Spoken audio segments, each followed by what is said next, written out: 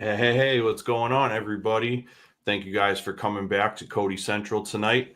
We got a really fun one in store. I got an awesome special guest that I'm excited to talk to, and I'm going to drag you guys all for your holiday movie choices for this week, too.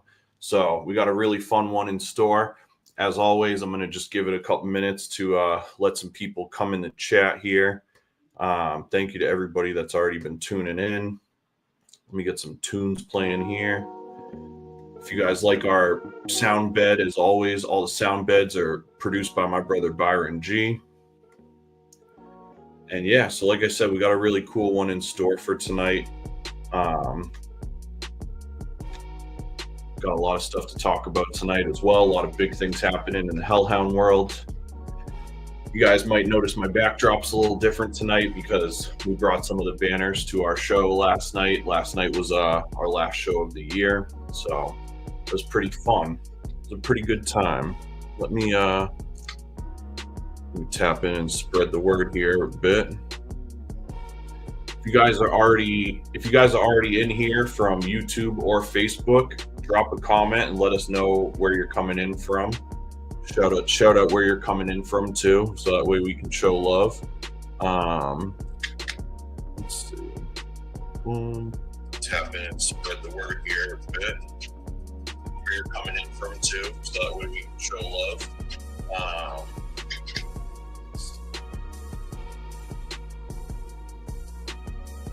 Okay, we got some people jumping in here.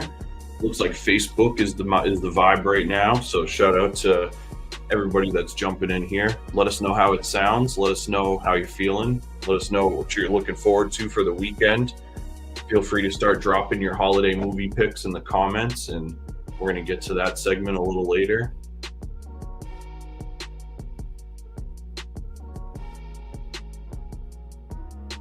Yes. All right. Now we got some people coming in here. Let's go.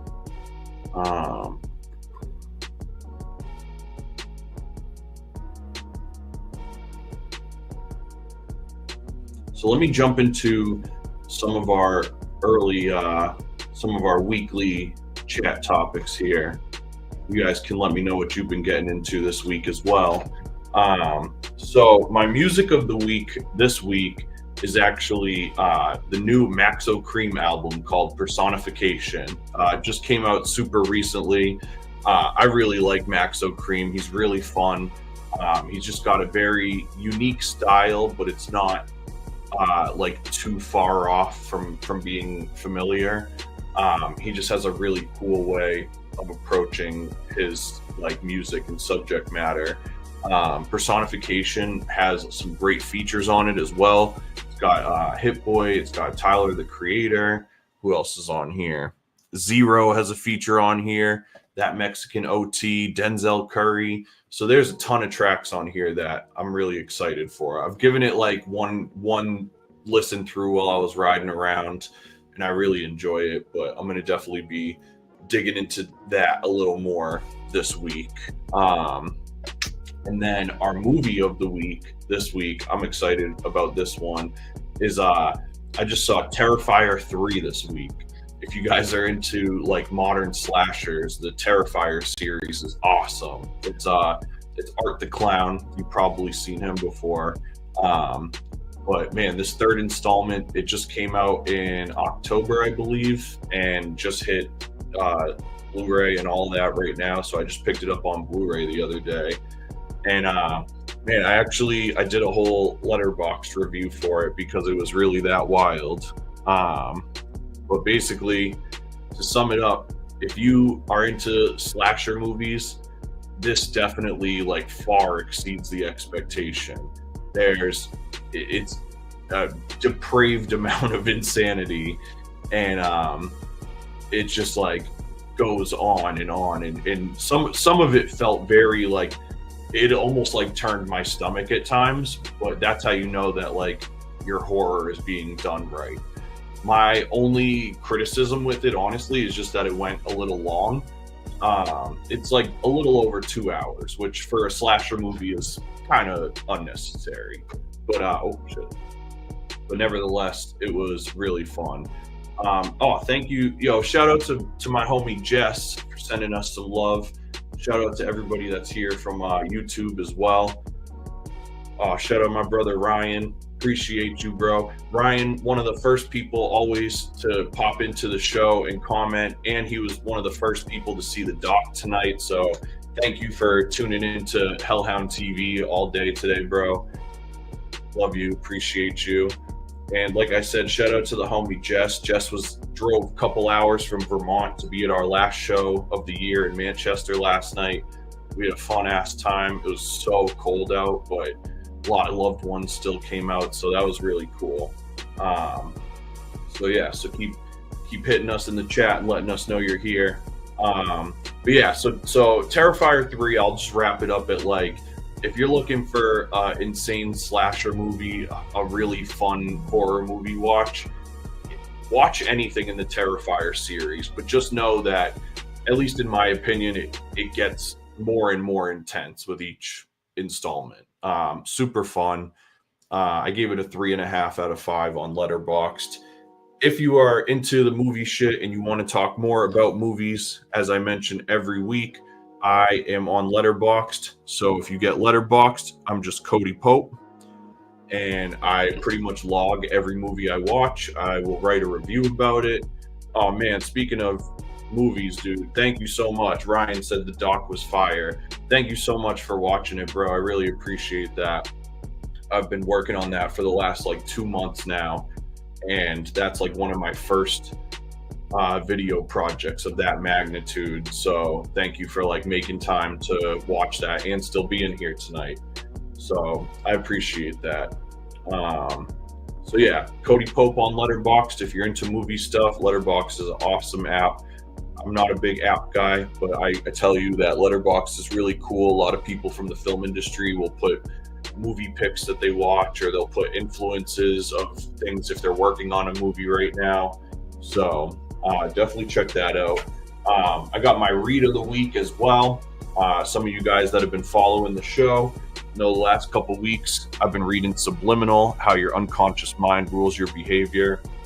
The more I read this, the more that I really love the stuff that I'm getting from it, and the more that I realize that it's something that I'm going to have to continue to reread throughout my life. And I like books that have that kind of value, where not only is it a good read one time through, but you're also getting a lot out of it just throughout its life cycle. So if you feel that you're struggling with getting into your routine, or you're struggling with getting your footing right on the things that you're trying to do, I really recommend checking that out. And I'm going to continue to talk about that as time allows.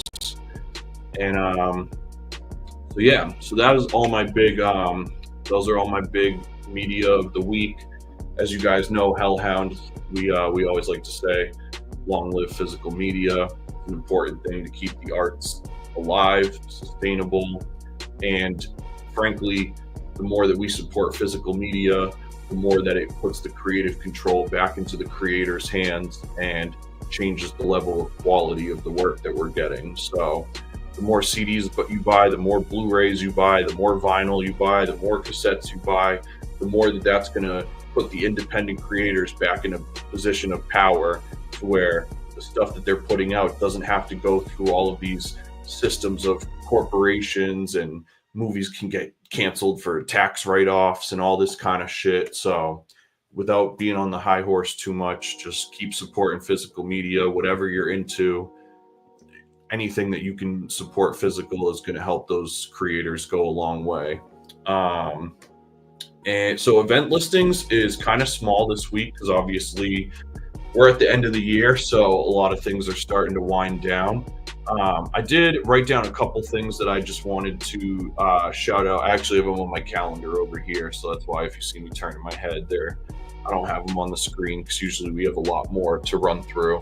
But on Thursday, January 2nd, anybody that saw episode 1 of Cody Central, when I had the pleasure of interviewing Chef Adam Jumptown, since that episode aired, Adam has gone on to become the head chef at Abreu's in Pelham, New Hampshire, in Drake, Massachusetts now. Abreu's is this really dope like bar and restaurant. It's like on the border of Drake and Pelham. But so now he's over there as well as the country club and doing the events and stuff like that. So he's going to be doing a big super beef event. Anybody that tuned in, you guys know how crucial Jumptown's North Shore beef is, and he's going to be kicking off an every Thursday beef event at Abreu's. And so Thursday, January 2nd is going to be the first jump off for the Jumptown roast beef event at Abreu's. It's going to start at 3 p.m. and it's going to go till they run out.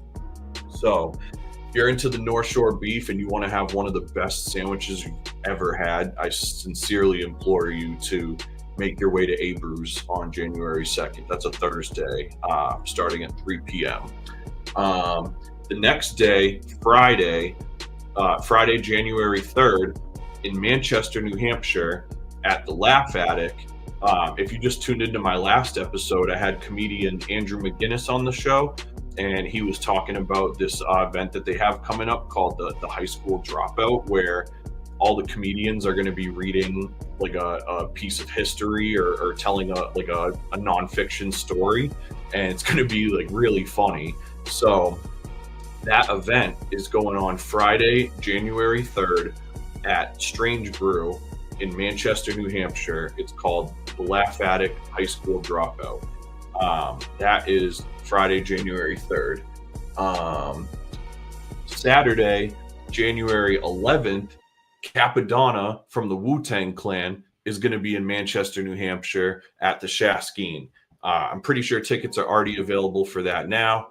Shaskeen is the heart of New Hampshire hip hop, so please go and support them and make sure that they can continue to bring incredible shows to our state, such as Capadonna from Wu-Tang, amongst so much other stuff. And then if you guys are into like punk and thrash and stuff like that, my good friends in the band Volley are going to be playing at Cody in Lowell on Friday, January 24th. That's going to be a fun one, and I can tell you that I will probably be there. I've been wanting to support the homies for a while, so if you're into that, make sure you check out Cody. Make sure you go check out Volley. They're going to have tapes and CDs available, and it's going to be a killer time. And I guess I should throw one more out here. In Saturday, February 1st, there's going to be what's called the Queen City Black Market going on.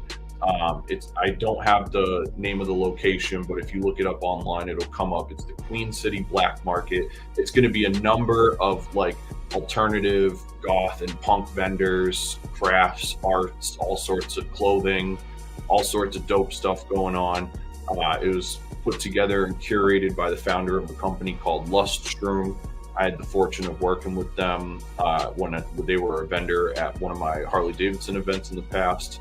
And so that's going to be a really cool event. There's going to be tons of vendors there, tons of awesome art, tons of awesome clothes. There hasn't really been anything like that in that area for a long time, if ever. So I implore you to check that out and support that. And there's going to be a lot more event stuff coming up, but that's just some stuff to think about as you go through the holidays and whatnot. And so, without further ado, I'd like to get into the bulk of the show, and my favorite part is having conversations with interesting people. So my guest that I have on the show tonight, we met a couple years ago through the holiday stroll in Nashua, which you've heard us talk about on this program a few times. And we kept in touch through social media through the years. And a little while ago, he actually started a podcast of his own.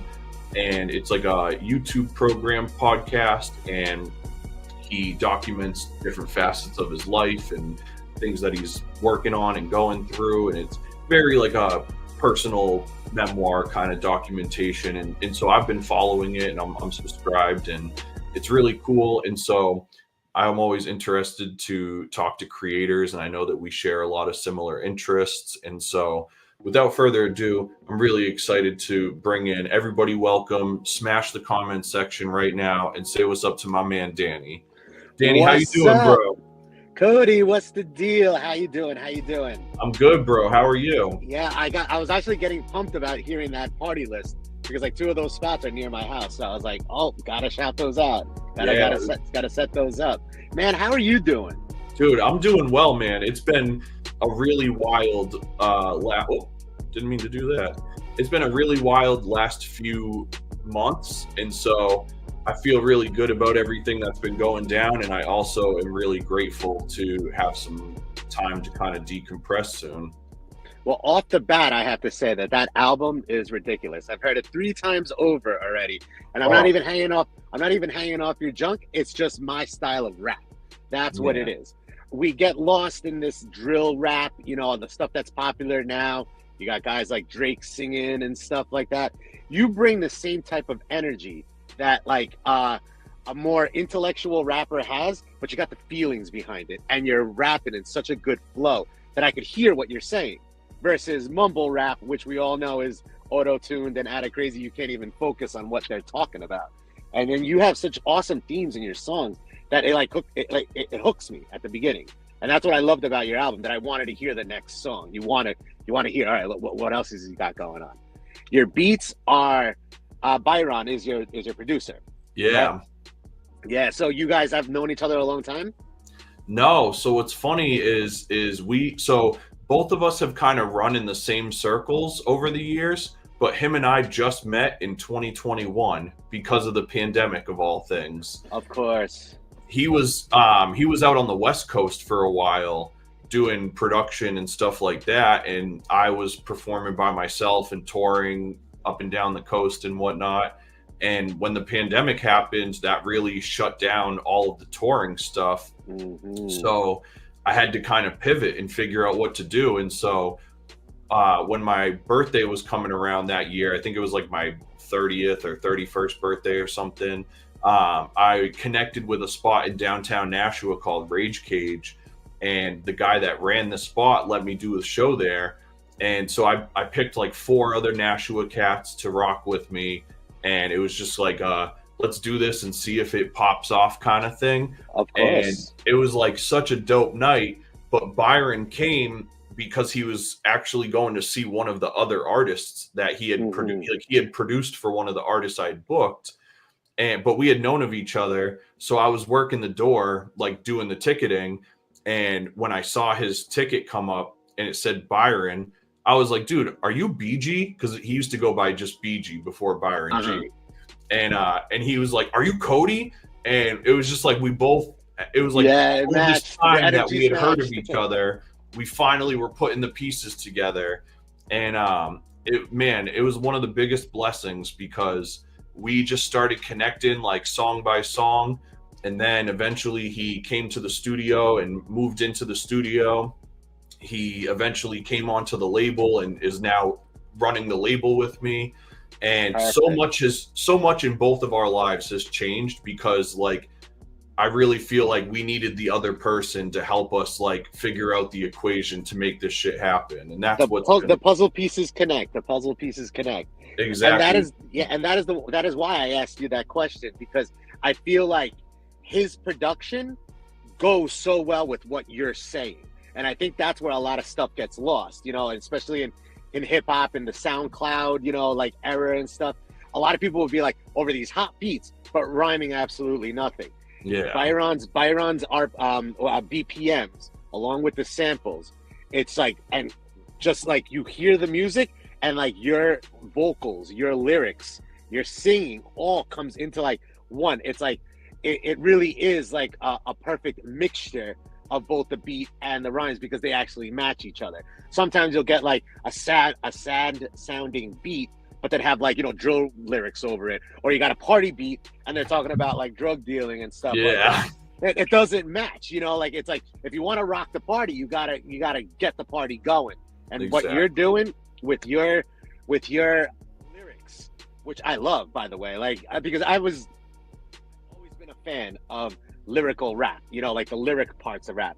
Obviously, you love all the producers too, But growing up, I'm older than you. I'm over 10 years older than you. So I grew up in the 90s, you know, the Mobb Deeps. You mentioned them before, Capadonna from Wu-Tang. I was like, yeah. Yep. You know, like, yeah, those are like my main eventers when it comes to rap and what I compare anything I like to.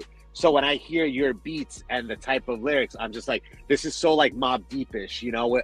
It's so like the kind of rhymes, but with a good beat behind it, where like you're expressing true emotions, and I could feel what you're saying. You know what I mean? Especially when the second time around, because you know, like the first time you listen to something, you're kind of like, oh, rocking out, cool. The second time I heard it, I was like, wow, okay. I like was rewinding songs back. Like Dream On is like one of my favorite songs. Like that, that's like, yeah, that is ill. I've used it like in 3 Instagram reels recently. Oh yes, dude. Thank you. Yeah, of course, man. Because and that's the thing is also too, going back to the day we met. Like, so you have the beats, you have the lyrics on the CD, right? So you have the album there. Awesome component. Then from there, I've seen you perform live, man. You got the crowd control with I'm Having a Bad Day. What? Yo, that crowd was rocking. I want to say that even more people were coming in. And that is what I use in my intro of my podcast. If like that, you're singing that song. And that crowd control that you had, and just like using the mic, like, yo, say your name, you know, like I'm having a bad day. Yo, right there, you rocked the party. That's all you need to know about a hip hop act, you know? And that's why I was so upset when I couldn't show up this year because of work, unfortunately. Anything cool that happens in the world, I'm working. That's what it's always like that. It sucks. But, right. You know, but at the same time, though, I knew that you were going to rock the house, and I saw the videos of you in this year's Winter Walk, and I was like, damn, killed it again. 2 years in a row. That's ridiculous, bro. Man, that means so much for real. It means so much that you like made time to listen to it and really process it and kind of digest it. That's like, you know, it's I love that people will support, you know, out of their friendship or camaraderie or whatever, but it only makes the whole fucking ship go forward when people consume it and really like live with it. Yeah, no, it's great. Absolutely. I had to point out, because you mentioned Mob. I don't know if you can see this on your phone. Yeah, not really, but I'll look at it. I got to open for Havoc from Mobb Deep on my birthday, probably like almost 10 years ago, and it was like one of the highlights of my life, dude. The only way it would have been better is if P was still alive. Oh, geez. So I have all right. So obviously you performed with Havoc, like. You're King Cody to me over here. You just went from mid-card to main eventer on that one. Because obviously Havoc is just a legend, both in the production and the lyrics. But, you know, just even songs like, you know, that Kanye West made, or even Jay-Z, you don't even know that, you know, it's Havoc making the beat. Obviously, Jay-Z and Mobb Deep had their beef in the 90s, but they, you know, they've grown up from that. And it's great. I have to mention this. In a kind of a sad, happy note, I never got to see Mobb Deep live in my life. And then randomly, Joey Badass from New York, he was a performer at Summer Jam in the Gillette Stadium, not Gillette, I'm sorry, MetLife Stadium in New York. It's the Hot 97 summer concert. Joey Badass was on there, and he was performing, he did a couple of songs, and actually I liked him at the time. He brought out Mobb Deep, and this is when Prodigy was still alive. Like, wow. And like, I was surprised, because, you know, it's a bunch of kids at those like summer jams, you know, like, everyone blew up as soon as they came out. They did Quiet Storm and Shook Ones, and I was like, what like, you know, unexpected, like out of nowhere. And unfortunately, by, you know, the grace of the universe or whatever, he passed away like 6 weeks later. Holy crap! Like, it was crazy. Nuts. So yeah, and I think that was his second. He had one more performance after that at a club somewhere. That's what I read, and then he passed away, and I was like, holy crap! I got to fucking see him live before. I mean, I hate that detail of that story, but to know that I was able to witness them in surprise, and it being my favorite group, you know, like besides Wu-Tang, besides Cypress Hill, all those like old school dudes, like I can't even say old school, because I would say old school is more like KRS-One. It's but like when you school. Yeah, right. Yeah, exactly. Our school is the perfect, and I could see the influences of 90s New York East Coast rap in your lyrics, in your music. For sure. So I wanted to ask you, because I have a couple of questions, because I got to listen to the album very well. So I have a couple of notes written down, but I wanted to talk to you about in the song No Sugar Added, which I think is like the second track, Yeah. you get really all autobiographical with your lyrics, and you say, and you start, and you're rapping about anxieties that you have. Anxiety is a big thing in my life. You know, like I say it to everyone. I was diagnosed with bipolar disorder last year, so I live in a world of anxiety. You know, the medications are good, but the reason why I wanted to ask you is, what was your influence in writing that like being so real about yourself in that song?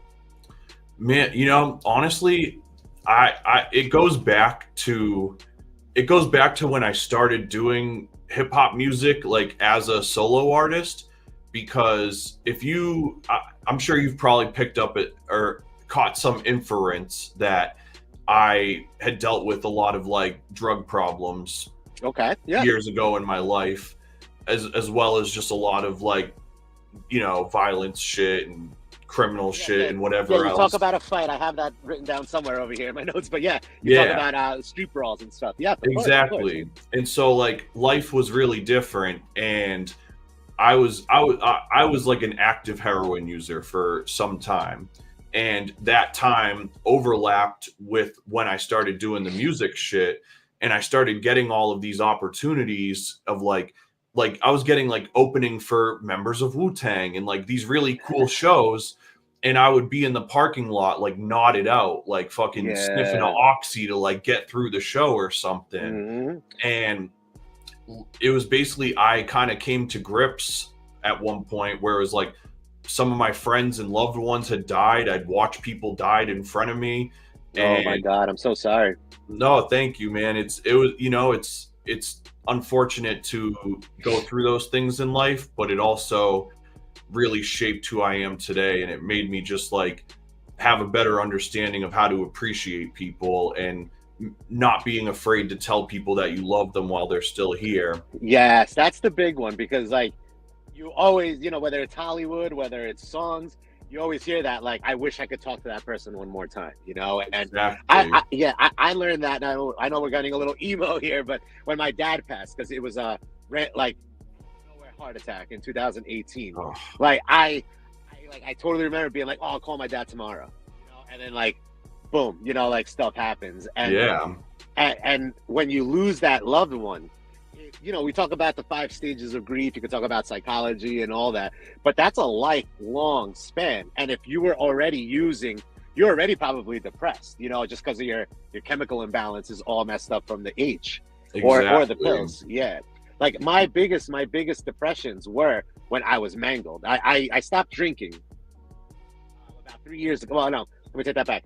2 years and 4 months. I shouldn't say 3 years. Just because I was getting completely out of hand with the alcohol. Even actually, I'm sitting in front of my older sister's house, and that's where like my whole family lived. I knocked over a Christmas tree, coming home drunk on a Christmas Eve, like 3 or 4 Christmases ago. Yeah, it like when your family sees it, that's when it gets bad. You know what I mean? It's like, oh, okay, they see it, they know it's something real. So addiction is rough. You know, whether it's H, whether it's alcohol, whether it's gambling. I've learned about gambling now, how like people are really, really bad with it, especially like with these like DraftKings, you know, and all these like apps. It's easy to gamble now. And to be able to channel that energy, that grief, all that depression, the addiction, and make songs the way you are is incredibly impressive. Because I don't know if I'd be ever be able to like write it in a lyric of like, yo, I was wasted off 30 cans of Bud Light, you know, like it's like you're able to, and I mean, such deep thought too. Like that's what I like about your flow is you'll say like a really, really good like lyric about you, and then like wrap it like the next bar with something dope, you know, like, and like I wish I wrote down more examples, but like just lyric for lyric, that's always you. It's like you say something real, then dope, real, then dope, and that's what I felt your cadence was on many songs. And then like and then Broken Property is I think like the sickest beat on the album, although they're all hot beats. Shout outs to Byron G for that. Like I love the beat, and what I loved about that beat is, you know, songs like Shook Ones, songs like Who Shot Ya by Biggie. You know those beats where like everybody freestyles over? Yup. I feel like that beat in Broken Property is one that obviously the song is great, but you could do something with like a bunch of awesome rappers where like you're just jumping off and having like Byron in the background on the ones and twos. Like I see that with that beat. Like I vision that because that beat is so like it's like you could freestyle or you could spit a written rhyme or you could, you know, even do like a spoken word over it. It's hot. It's just like a very cipher friendly beat, and I love it. I love it to death. And then you talk. Let me hear about that. Yeah. Yeah, it's cool that you mentioned that, right? So the story behind that one is the reason. So have you heard Meet Me in Gate City, the first album that we did? Yes. I listened to it a while back, but I have my favorites. I just don't have it written down. Yeah. So the opening track on the album is called Kintsugi, which Kintsugi is like the Japanese art form of like repairing typically pottery, and they'll use gold foil to repair the cracks and put it back together. And so that's the metaphor in that song, is about how like when we get older and we cross that 30-year threshold, people start looking at it as like the downward, and in reality we should be looking at it as like how much experience we have and how much more like perspective we have to do things. And when you listen to Broken Pottery on the album, yes. The reason we called it that is because it uses the same notes and the same chord structure as Kintsugi, and it was totally accidental. If you took the acapella from Kintsugi, you could place it over that instrumental. Yes. And so instead of trying to rehash the song in that sense, I had Byron sample some of the key phrases from Kintsugi and trigger them. Oh, okay. I heard triggered them on the drum machine over that beat. Okay, see, like right there, like you already had like a song and you knew that beat was dope on Kintsugi, and like subconsciously you're like, let's kind of recreate the song with Broken Pottery. And it's like, and the casual listener won't connect those, but they'll be like, oh, this beat sounds familiar, this beat's hot, you know. And that's like overall the production of the whole album was just with your lyrics. Once again, it's like I sound like a broken record for real. Your lyrics, those type of beats mesh perfectly in such a good mixture that like it's so listenable. And then I had to shout out Exit More because you said the line exit from 1 through 4. That's Route 3, right? Yep. Yeah, okay, good. I was like, I heard that. I'm like, wait, why do I know this? Why do I know this? Yeah, because I go to Nashua. I love whatchamacallit, the Pheasant Lane Mall. Is that, yeah, that's in Nashua, right? Yeah. Pheasant Lane Mall, BJ's is over there. So when I see you know, and I'm driving in from Lowell off the Lowell connector, so I see all those exits. So he said 1 to 4. I'm like, oh, my boy Nashua, of course. It's like, I knew it. So I love that.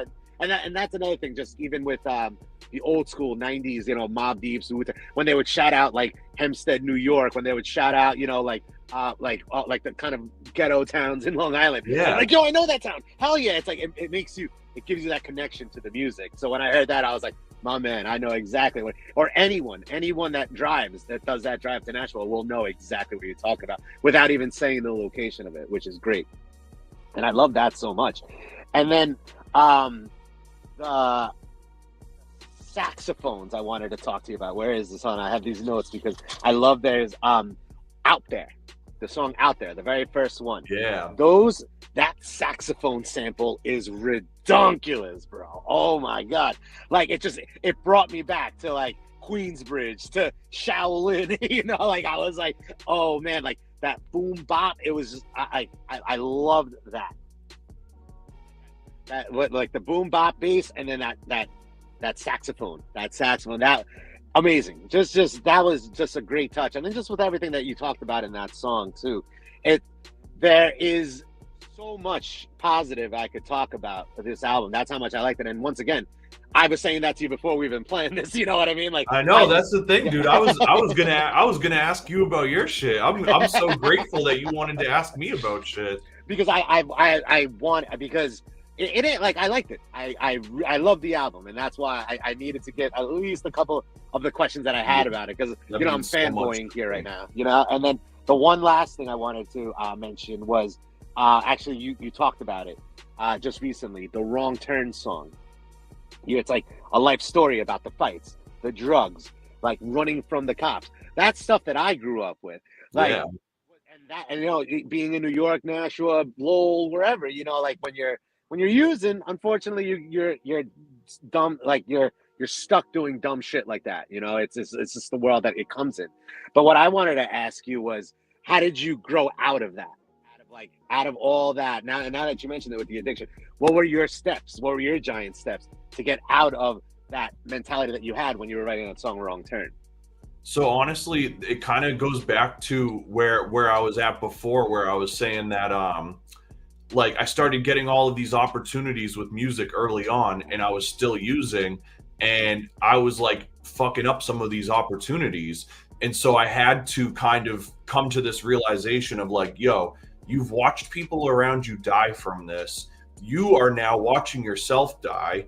You've hurt countless people who you can only imagine.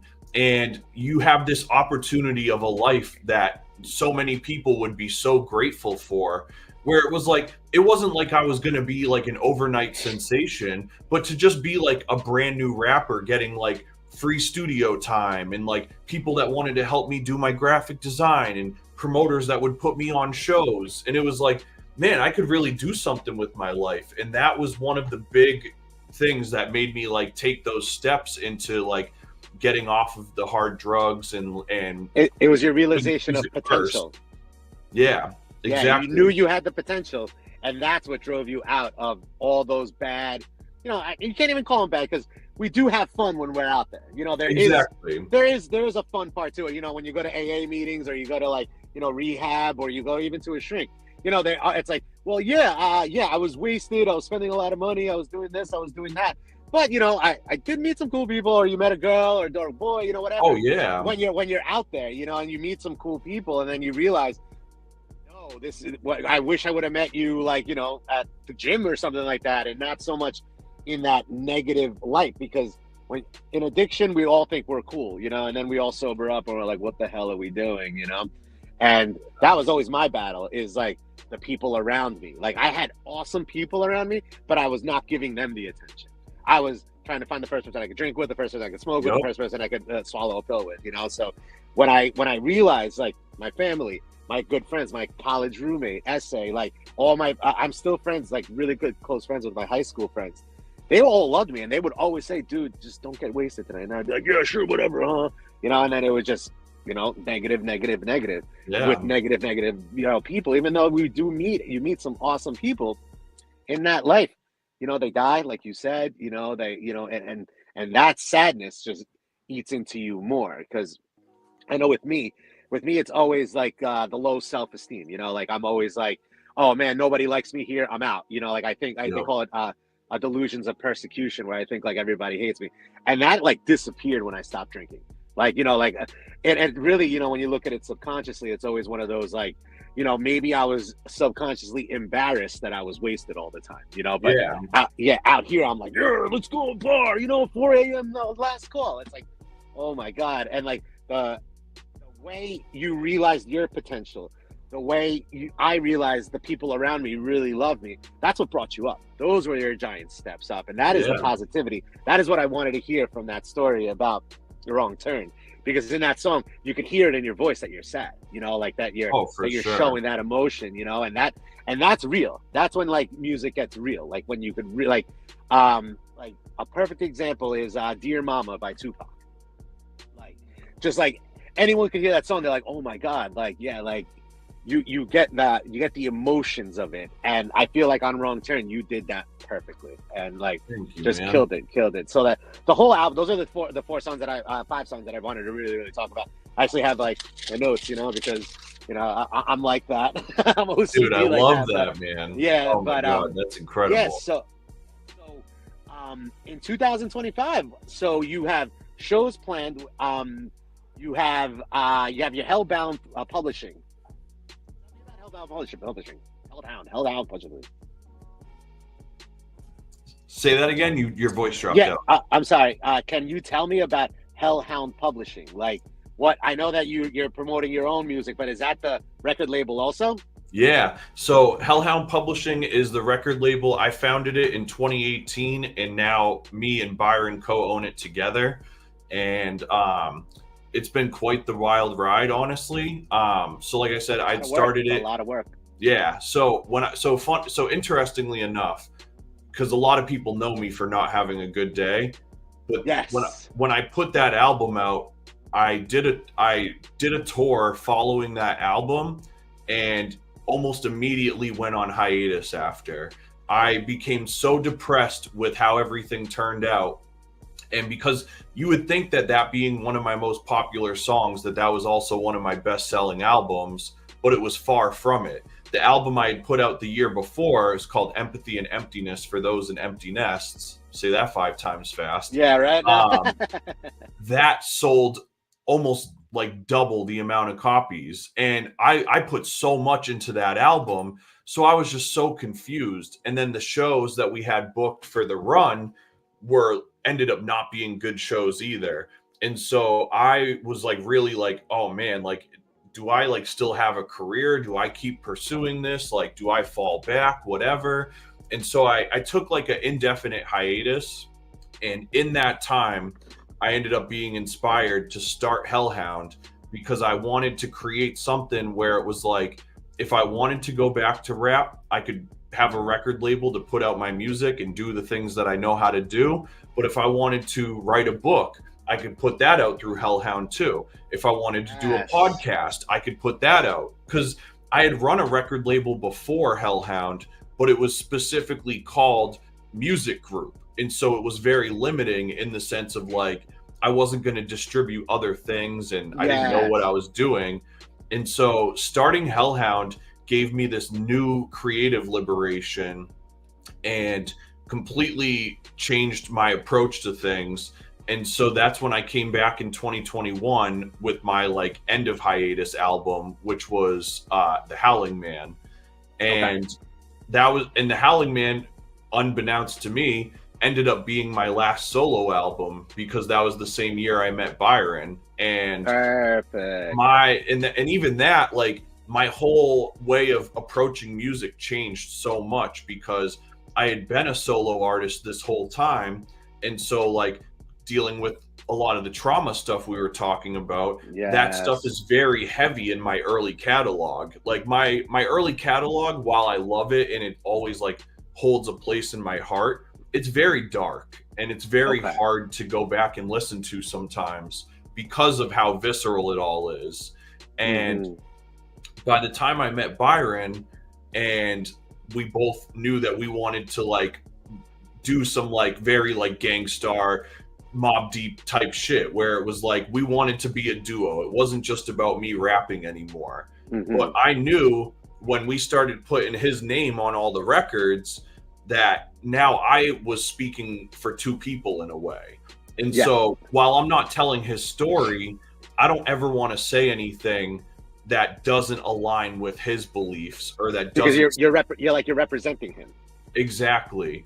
And one of the things that I learned in the process of starting to do music with him is that I was very good at highlighting the trauma and never really creating a way out. It was just telling people that I survived this trauma and like, look how bad this shit was. And I got through it and you can too. But I didn't tell people how or why or anything like that. And so rather than dwelling in the bad, the like giant steps that I've had to take in this relationship with Byron is really about like how to be a better and more effective man and a person to the community around me. And so highlighting all of my setbacks in life wasn't being a positive contributor to my community, showing people how to overcome those hurdles and showing people the person you can be and come out the other side of that is, I think, a lot more beneficial to people in whatever situation they may be dealing with. And so that was really the big thing, was like the giant steps are like, yes, you can validate your trauma, but it's only validated when you create a solution that benefits you and that you can use to help other people in their situational awareness too. That was great, man. I loved hearing that because, you know, when you talk about like the darkness of those first two albums, now knowing that that's like I listened to a couple of those albums, but now knowing I'm gonna go back, I'm gonna listen to them with a more educated ear, because now I know that you've come out of that darkness. So I would love to just explore it now as like almost like a third person, being like, Yeah. all right, let me watch this movie because I know the ending's happy. Obviously, we're sitting on the day before Christmas Eve on YouTube. You know, we're not out on Main Street. You know what I mean? Right. Exactly. Yeah, freezing our asses off looking for the next high. But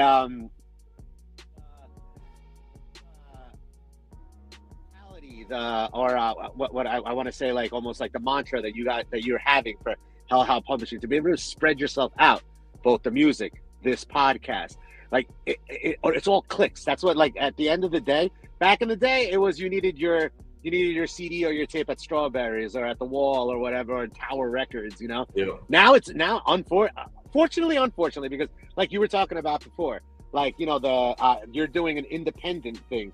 When you get swallowed up by one of those big corporate, you know, you're their property, and they tell you, they dictate to you what you want to do. I was watching you know, No Jumper, that podcast. Yep. No Jumper interviewed this girl rapper. She was like really, like almost like your style, like very boom bop. She was from Queens, New York. All good. Like everyone loved her. She was getting shout outs from Busta on TikTok and stuff. And then she signed to a big label, and now she's like shaking her ass and like trying to like be sexy, and like that wasn't her style at all. And like her independent records sold better than what I think she's on Columbia now. And and now her records are doing horrible because they massacred her style. And to be able to get shout outs from, like, you know, like a Busta or I think it was Cameron that busted in that shouted her out too. Like that, when I heard that story, I was like, oh, that sucks, you know, like, but you hear stories like that all the time. And then I was listening to your intro before, how movie companies can just decide not to release a movie. Like, how messed up is that? Like, are you like, that's like someone's like blood, sweat, and tears, and a corporate company will just do that. Will just sell you out like that and be like, no, bro, we need to save some money on the tax write-offs. Like, get the fuck out of here. That's why I love what you're doing. I love that. I love independence, you know, even from like, I'm talking like High and the Mighty back in like 1999, you know, like it was always like independent rappers that were always, well, even like Loud music. You remember Loud Records? That's like, Wu-Tang Forever came out. Yes. Even that, like it was like, you know, they were distributed by a bigger label, but they still kept a really good niche, you know, like how are you going to sign Big Pun and Prodigy of Mobb Deep, you know, like you have to have some magic working in there, and I think they let that creativity flow, you know, and that's the mentality of the, like, at least that's my opinion about the independent music genre, is that whether it be pop, whether it be, I know that, you know, like kind of like punk rock music has a huge underground scene, like very indie, a lot of record labels you never heard of. Or if you ever saw that documentary Bleach about Nirvana, all those independent labels over in Seattle, like I had no idea about anything. I always thought it was like, you know, Drake, you know, Kendrick Lamar, Dr. Dre, you know, like you don't realize that now with social media, it gives everyone like almost like an equal platform, you know, like you can go out, and if you're creative, it's gonna pop. You know what I mean? If you're connecting with people, it's gonna pop just the way you pop. You know, like it is such an essential now to be on a YouTube, a podcast, and if your independent label is going towards that, just media in general, you're already on the road to success, my man, because you already got the creativity and you got the beats down. Like, please, you know, like you're doing great. What's the big thing, dude, is, you know, I've especially like, you know, the pandemic shit really like made me pivot my whole life, because I would have been content like I used to tour. I would rent a car. My whole set would be on my laptop that's right in front of me. I would get a backpack and I would fucking hit the road for sometimes like a month at a time. I did tours where it was like 31 shows in 30 days. And it would be me and two homies driving to like Florida, New Orleans, Alabama, Mississippi, Indiana, Ohio, this kind of shit. And we would just be doing this shit. Like, we go out, rock our 30, 45 minutes, collect our $100, $200, sell some merch, go to IHOP, go to Denny's, get a shitty hotel room, and back at it the next day. And Wow, that's that a was grind, bro. That's a I grind. loved it. I loved it, dude. And I sincerely thought that that was going to be the rest of my life. And when the pandemic happened and tours were getting canceled and the scope of venues changed and attendance at shows changed, it made me like look at the landscape, and I realized it was like, man, I had been so inactive on social media. I had almost no music videos. I had no like digital footprint. And so I was playing catch up. You know, I was able to make a living doing shows and selling CDs, and I was totally okay with that. But it's not wholly sustainable now. Unfortunately, yeah. You know, like, and we try to participate in streaming and stuff like that, but like, to be frank, like, we don't do well on like Spotify. As much as I would like to share my Spotify artist wrapped and say that 10,000 people listen to us and blah blah blah, it's just not the case. And so things like this allow me to create a community around what we do, and like, that's why we book our own shows more often than not, because that's the best thing to do. It's, you know, like, if you want something done, get it done yourself. You know what I mean? Like, my dad used to say that all the time, and I would be like, when I was a little kid, I'd be like, what the hell are you talking about? You realize that the more and more you get older, you can't, like, it's not saying you can't trust people. It's just your work ethic is different from others. And if you're running a record label, you're automatically up here compared to the most 9-to-5ers that are like, just want to go home and, you know, watch Netflix all day, which is nothing wrong with that. But when you're your own business, LLC, whatever you're doing, or even if you're trading stocks on Wall Street, it's a grind because you're working for yourself. You know, it's your wallet, it's your portfolio, and for you to be doing exactly, keep on keeping on, because you're doing the right things. Thank you, man. Yeah, I appreciate that. It definitely, like, it makes me proud to say, when we were talking about like all the physical shit, dude. So I started the label in 2018. Today is 2024. And so with Giant Steps being our last record that we've put out so far, this is our 15th record in our catalog. Oh. So in that, like, what is that, 6 years? So in that 6 years, we've put out 15 records, and almost all of them that we had pressed sold out, with the exception of maybe 1 or 2 so far.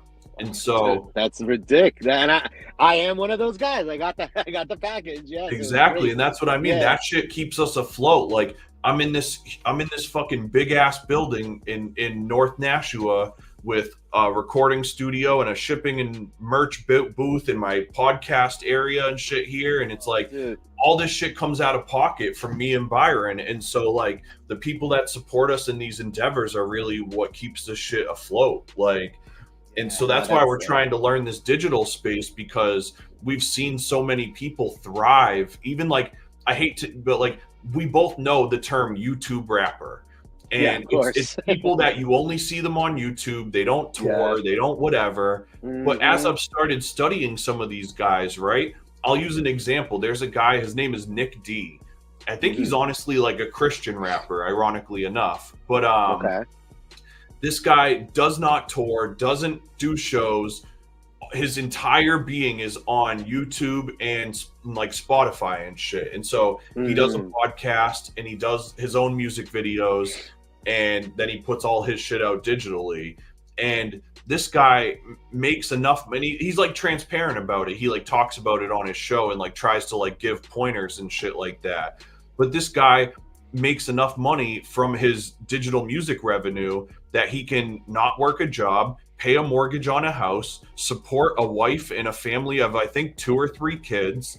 And he has like a small staff of people that help him with all this digital content and, you know, royalty collection and everything like that. And like, the guy lives in like somewhere in like the fucking Midwest or something like that, on some like nice piece of property that's just like almost like farmland type shit. And so like, I say that to say that, like, if you can adapt to the technology, there's so many ways that you can create a sustainable living for yourself. And so, although I'm late in the game in terms of like my age and experience, I'm really trying to be as proactive as possible in creating a community where anybody that, you know, it's like I always say, Hellhound is for anybody, but Hellhound isn't for everybody. And that's what makes it so special, is like, yeah, no, it's true. the door is open to any weirdo and any type of person. It's just a matter if you have that kind of like raw, vulnerable heart where it's like, Yeah. like, and you could relate to it. That's the thing. If it's relatable, you're gonna go back to it. You know what I mean?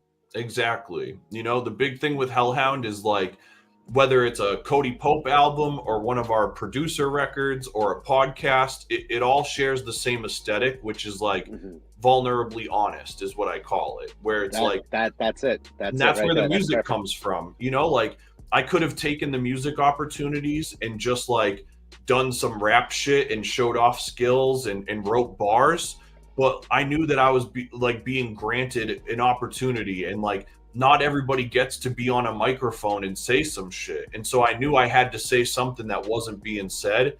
And that's what led me to be so like honest and so raw about my like life experiences and stories, was just that like, there was nothing to sugarcoat. Other people been through same shit. Other people been through far worse shit. Other people been through shit that's not nearly as bad.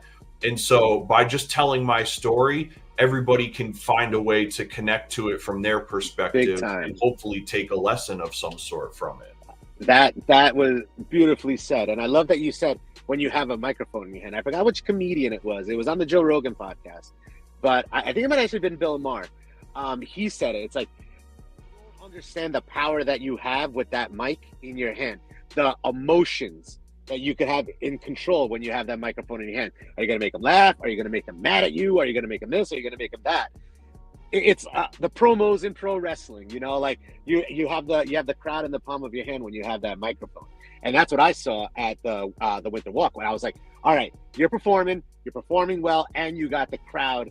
Like, that bought me into your product. That's when I was like, all right, cool. I got to look this guy up. And it's just great. Like, everything you're doing, the independent stuff, like, I love it. And I can tell you from a YouTube standpoint, like you were speaking about Nick D, like, if you make a successful YouTube channel, yes, the revenue streams are best, especially if you get past that 500K subscribers. But that's the thing is once again, that will, if you just want to do YouTube, like you said, he's only a rapper on YouTube. He's concentrating on that. His staff is on that. He's not going to grow and like sell an album or like, make Billboard or have shows, because that is his concentration. Exactly. You can use YouTube as another step, like, you already have your music, you have the production. That's like that's the top, that's the creme of the creme. But then like using that to like, post like a short version of this podcast on your story, get hits like that, publicize everything, like your Facebook, all of that. Like, it sucks because everything's out there, and if someone wants to be a dick, they can be a dick about it. But I have double-digit subscribers, and I know that, but I'm also not consistent. This is the thing; you have to be consistent. Like you're doing a podcast a week.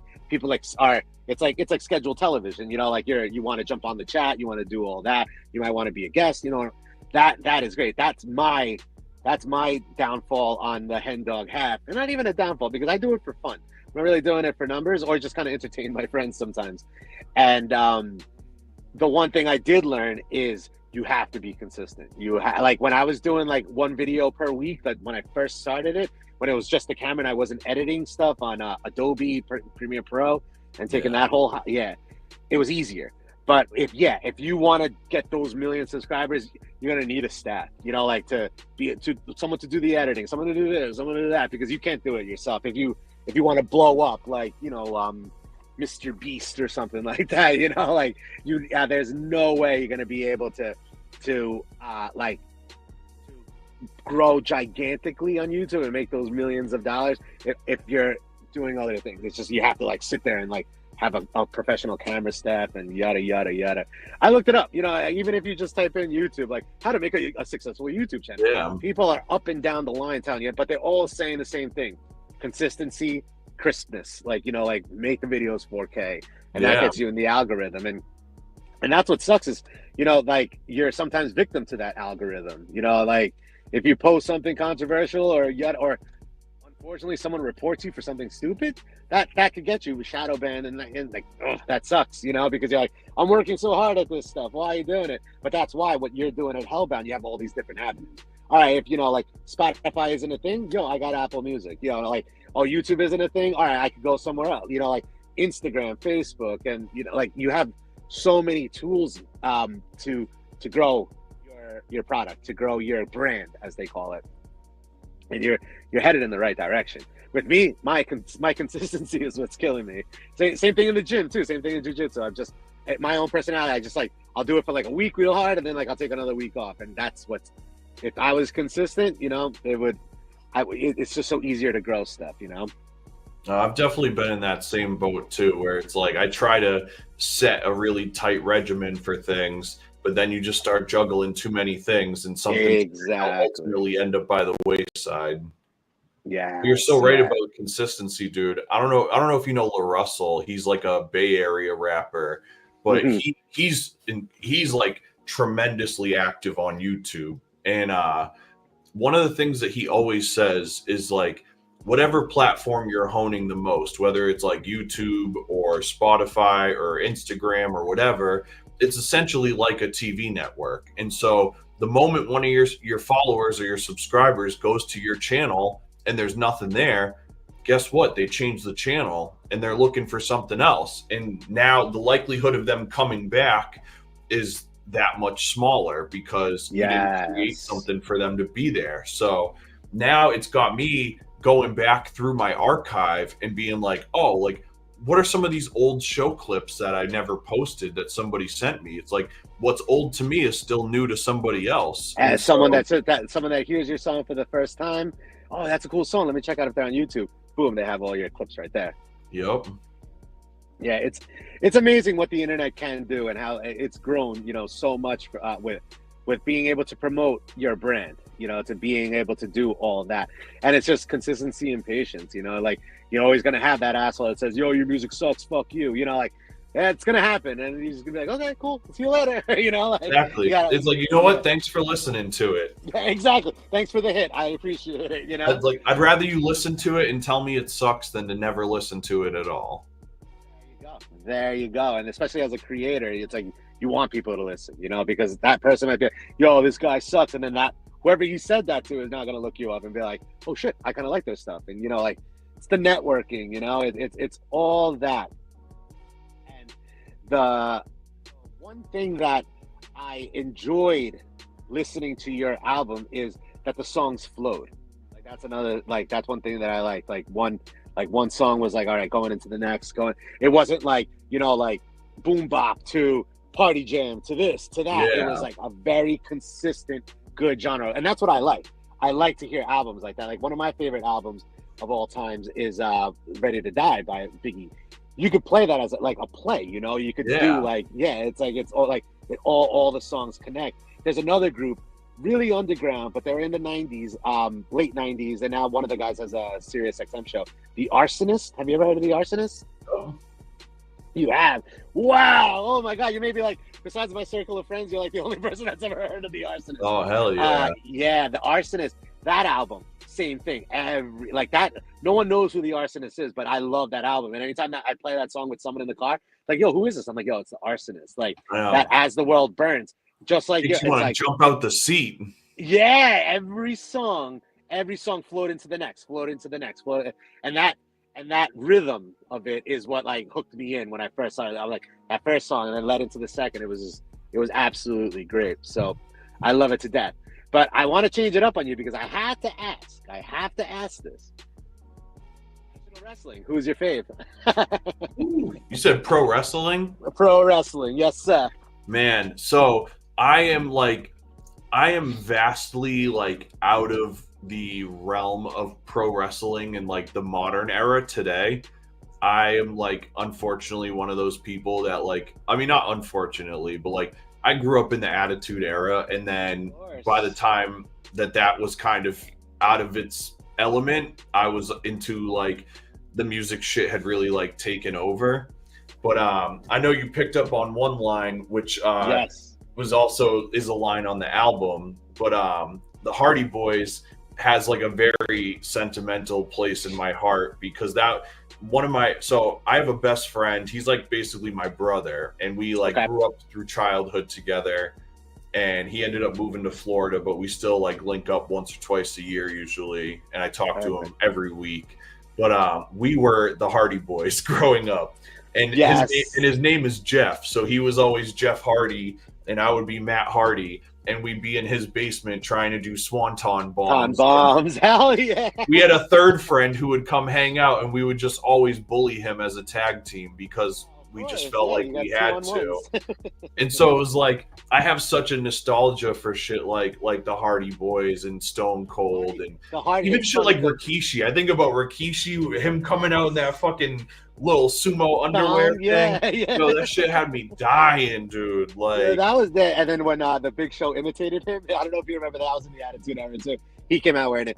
Yeah, it's funny because my older sister, whose house I'm staying for Christmas, she had like stickers of Jeff Hardy on her like high school like oh that's so good. Yeah, right, like it's just like, and then like even now she'll watch it, she go, hey, is Jeff Hardy still wrestling? I saw him on the commercial. I was like, he is. He actually is, and then like that was when you say Hardys, the whole time you were talking, the one mental that I have is them versus the Dudleys, I think, at a Royal Rumble, and Jeff Hardy does a swanton off like the bleachers.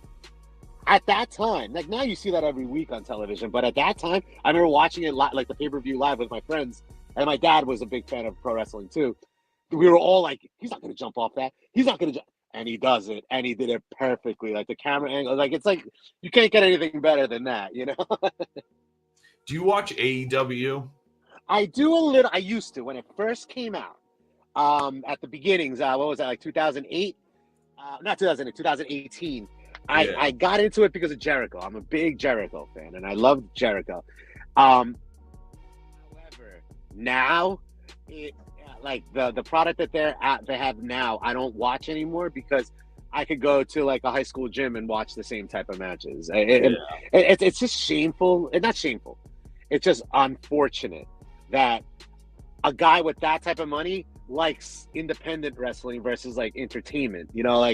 Everybody knows it. This, like, if I wanted to watch a good fight, I'm gonna throw on UFC.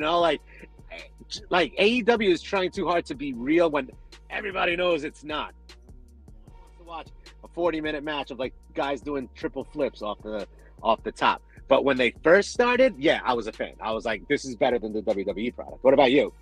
So I didn't get to watch too much of it, but I was really impressed or interested with it, I should say, because obviously, like, I have a background in heavy music too. Yes. And so, are you familiar with Brody King? Brody King, no. So Brody King is he's in AEW, but he is also the singer of a hardcore band called God's Hate, and God's Hate is super active on the like metal and hardcore and punk scene. So I just love this dichotomy of like, this guy is a professional wrestler with over 100,000 followers and goes on TV every week, but then you'll see him at like the indie hardcore festival, singing with his band, and he's the same fucking guy. Like, he just seems like he's always that guy. Yeah, he lives the gimmick, as they say. Yeah, and the fact that the band can be as active as they are and he can still do the wrestling thing makes me think that like the company seems to have a very good understanding of like what this guy's trying to do. And there's I like that. I like that when wrestling companies let the person like be creative. Like when I know that Chris Jericho, when he first signed, Vince didn't want him doing Fozzy, but he was like stubborn about it. And look, Fozzy's gigantic now. Like, they're on Sirius XM, and I remember when they were like, people would make fun of them on like Monday Night Raw, and now that's like, oh my God, now they're blown up. It's like, I like because that's the thing is with wrestling, it's an entertainment. Like, you're not just wrestling, you're talking, you're singing, you're doing. It's almost a variety show, and exactly. Why not? Yeah, why not include that music? Why not include that original content that these wrestlers are creating anyway? There's another. You ever heard of a band called Every Time I Die? Every Time I Die? No, I have not. So they were from Buffalo, New York. They were like a really prominent like metal hardcore band. They broke up recently, but they were active for like over 25 years. And wow. their guitar player, his name is Andy Williams. But while he was still in Every Time I Die, he started wrestling in AEW too, and he was part of a duo. I think it was the Butcher and the Blade. I know the Butcher and the Blade. Yes, I love them. I follow the Butcher on Instagram. What, dude? I wonder if that's. Do you know what his Instagram name is? Oh my god, it's something that's like it has nothing to do with wrestling. It's weird. I could look it up, but then it would. I'll send it to you later. Dude, because I bet you that's who it is. I bet you that's Andy Williams. Yes, he's bald with a beard. Yep. Yes. Yeah. Dude. Yeah. Yeah. So I discovered him because they did an angle with the Lucha Brothers or whatever, and I always have an affinity towards Mexican wrestlers. I'm not even Mexican. I'm El Salvadorian, but and then I remember he came out and I'm like, wow, this duo looks weird. Like what they would come out like in a car or something. Like they would drive out to the ring. I'm like, what's going on? And then I'd see them fight and I'm like, yo, these guys are fucking great. Like, I like them. And that's why I jumped on Instagram and started following all of them. Yeah, it makes me want to get more into wrestling too, because you know West Side Gun, right? Yes, of course. So the thing I had posted with the Hardy Boys that you had reacted to, of course, that was from West Side Gun started his own wrestling promotion called Fourth Rope. And he holds legit events like all around the country. And now he does this thing called The Heels Have Eyes. And he brings out like crazy people from other promotions and like new upstarts and shit. And you can tell that he has an immensely like invested interest in wrestling in general. And a lot of early Griselda merch is like tributes and homages to fucking Sting and all sorts of people like that. Oh, nice. And like they have merch that's just literally paintings of wrestlers and shit like that. That's ridiculous. That's and that's like the connect that like hip hop and wrestling has always had. You know, like you could even go back to Iron Flag. Ghostface makes a reference about the UFC in that one. Method Man makes a reference about the Ultimate Fighting Championships in one of his, I can't remember, but in one of the billions of songs that are in my head, and then our Big Pun, like I'm iced out like like DiBiase, nah, fucking Liberace. Like you remember those lines, and you always remember like, wow, there's such a connection between rap music and hip hop. But it also goes back because my college roommate always makes, because we're both Hispanic, he's Puerto Rican, I'm a Salvadorian, and he's always like, you know, when you go to a live wrestling show, it's usually like geeky white kids and the poor Spanish and black kids, but then you realize it in hip hop how wrestling is so big. It's a really, really big. It's such. And another quick shout out, just because I thought of it. You mentioned him earlier, Tyler the Creator. Yep. He had that show on was it MTV or something? I know it was Adult Swim. It was like a prank show that they used to do. Loiter Squad. Yes, Loiter Squad. If you go to Hulu and you look up Loiter Squad, every name of an episode is a finishing move. It's like the tombstone, the pile driver, the choke slam. And I was like, wait, what is going on? Like at first I kind of like looked at it, I was like, what is going on? And then when I was like, oh my god, like it's just so funny. Like, you know, like all these like weird little wrestling Easter eggs all over rap music, you know? Man, that really, it's so funny how that has like panned out.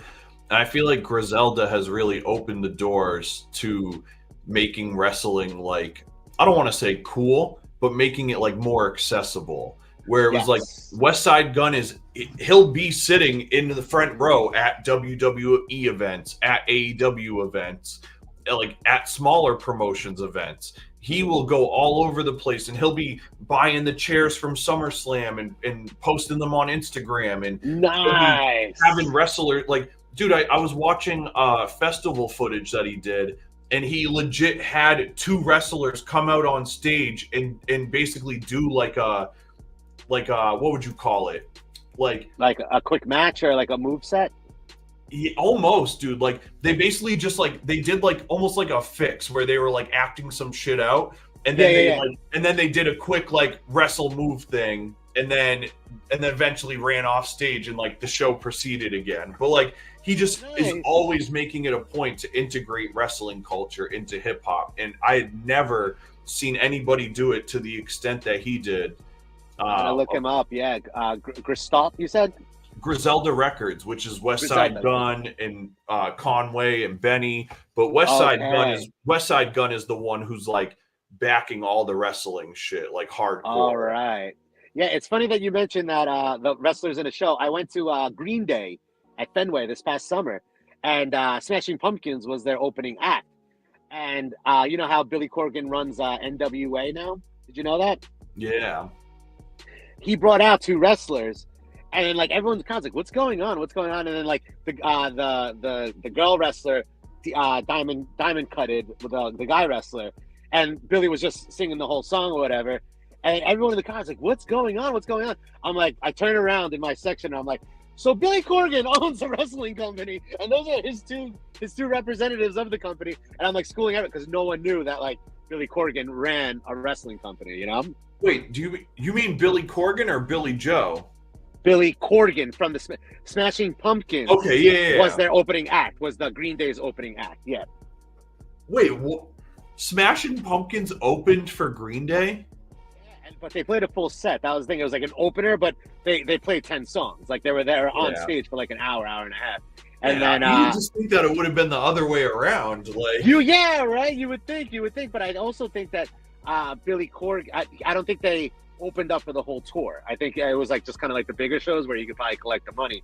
Because I watched his Joe Rogan episode, so I was curious. Yeah, he's busy with the NWA stuff, which is, I'm like, for you, bro. Like that's pretty cool. Yeah, like that's insane that you're such a fan. Like I wish I had billions of dollars in the bank to be like, yo, I'm gonna start my own wrestling company, you know? Like it's crazy. But I wanted to shift one more thing before my battery runs out because my car's off. Holy crap, 2024 was gigantic with the UFC this year. Yeah. This was one of the craziest years. Yeah, like the Holloway fight with what was it, Gaethje, when he rose to the ground. Oh my god! Like I was so happy I had that day off and I was able to watch that live. And that moment I feel is going to be like in UFC tape like libraries forever. Yeah. You know, like every video package. But who's your favorite fighter? Who's my favorite fighter? That's a loaded question. If you say John Jones, I'm gonna have to diamond cut you. No, you know, dude, there was a point in my life where I loved John Jones, and he's just become so hard to be a fan of and so hard to tolerate as a person. It just really is like it's friggin' brutal. I would say I like he's from New York, and he wrestled like around the same time that I wrestled in high school, which was crazy. Him, Chris Weidman, and Matt Riddle were all New Yorkers. The one thing that I hated about John Jones is, you know, he was given that for his first championship fight where he won the title. Like that, he was like ranked number 3 or number 4, but they just gave him that fight, and he's rode that like, well, we're gonna hand this to you, and he's rode that moment for forever. That's why I was waiting so bad for someone to dethrone him. I knew Stipe wasn't gonna do it. I had a pretty good idea, but I feel like Cyril Gane. I don't know, or what's his face? Masvidal. Masvidal is great also. I love him too. Dude, so the fight that John Jones is basically going to be forced to take is Tom Aspinall, yes. He's the interim heavyweight champ, and Jones was literally trying to duck him. He kept saying going to Stipe. Yeah. Him. Exactly, and basically, Uncle Dana has said that John is not fighting again in the UFC unless it's against Tom Aspinall. And so now the negotiations are in place, and the rumor is... the fuck you money. Exactly. And the rumor is that they're going to have that fight on International Fight Week, which will be in July. July, yes. I remember because actually my second jiu-jitsu tournament, before it was called International Week, it was just called like UFC Fan Appreciation Week. Yep. And they had a show at the TD Bank. And I went to Kenny Florian's gym in Brookline when I lived in the city, Brookline, Massachusetts. And Kenny was fighting, oh my God, what's his name? He had a weird name. He was a wrestler. I can't remember his name now, but the dude wiped the floor with Kenny, unfortunately, in Boston. But They had the whole fan fest and everything, and they had a jiu-jitsu tournament there, Grappling Quest. Yeah. And I actually competed in that. So every time I hear International Week, I'm like, hey, I competed there once. Dude, Almost that's 13 awesome. years ago. 13 years ago when I was like 30 pounds lighter. But yeah, that's always right. Every time I think of International, I always remember when they held it. Well, they called it Fan Appreciation Week in Boston. Yeah, sick time. I love it. The UFC, like, really is what the reason why I don't really watch professional, because there's only so many hours in the day. You know, there's only so many pay-per-view buys. Although the Peacock Network is cheap, you could do it that way. But I still have my ESPN Plus. I still have my UFC Fight Pass. Like, Hell yeah. like the I did a podcast, I think almost 3 summers ago. Like, one of the very first was like an hour and a half of talking about the history of the UFC. I literally had my phone on Fight Pass and was just like screenshotting stuff, like all of it. Like, because I was like, I need to talk about this. I want to talk about the UFC, and it's like something I know the rules, like, you know, like you do too. Yeah. And to be able to like that's still one of my favorite podcasts, even though I think it has like 200 hits, 300 hits. I will go back and just watching myself just to entertain myself. Like, I'm like, let me play myself just because when people geek out UFC or pro wrestling, I love it because I could geek out with you. You know, like I am that guy. I'm not an anime guy. I'm not a comic book guy. But yo, you throw a wrestling ring or a cage in front of me, I'm fanboying all day. You know what I mean? Dude, that's how I feel. Is like I'm like one of those every Saturday UFC people, and it's I'll stay up this and week, watch like this week pay-per-views by myself. You know? No, yeah, exactly. I personally, now in my older age, like watching it or watching it with my former college roommate, because it's hard sometimes watching with people that don't know and they're asking so many questions. Like, yo, you know, like, because UFC is something like people are like, oh yeah, we're gonna go watch UFC and drink beers, da da da. And it's like, and then you end up being the professor there. You're like, yeah, exactly. It's like, bro, it's like the more I explain, the less I can pay attention. Yeah, exactly. Or you're explaining something and then something big happens, which has happened to me a billion times. I'm like, no, I missed the knockout. Damn, I just heard Joe Rogan scream, you know? So, but yeah, the UFC was, you know, being, you know, I wrestled in high school, and at that time with George St. Pierre, if you remember those 2010s, like, I call it the tap out era, you know, like when everybody was wearing tap out shirts. Like, George St. Pierre made me love grappling again. Like, I forgot that I was like, I'm able to do a double leg takedown. I'm able to do a single leg. I'm able to do a high crotch. I'm able to do tosses.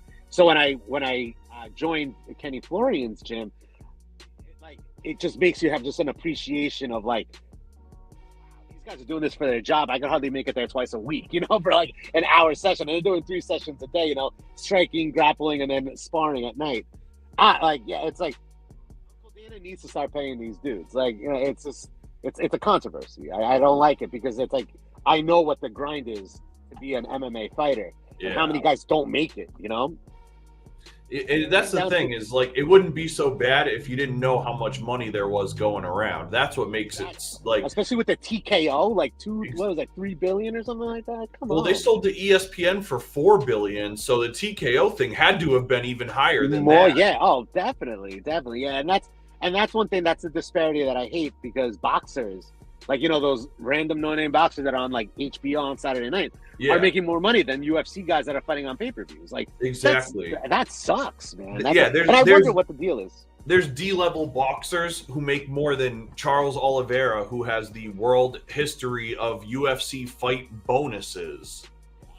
Yes, submissions all day. Like, that guy just loves grabbing a neck or grabbing an arm real fast, you know? Have you ever made it down to, this will be my last question, but have you ever made it down to Cage Titans down in Plymouth, Massachusetts? No, I have friends that fight there, but I've never gotten to go to one of their events. I've been wanting to check that out in NEF. Yeah, because one of my old teammates from Florence, I do jiu-jitsu now at 2002 Jiu-Jitsu in Tewksbury, Massachusetts. But when I lived in the city, I did on the Kenny. A lot of those guys are still fighting. You know, like, they're on the amateur scene or the pro scene, but still local.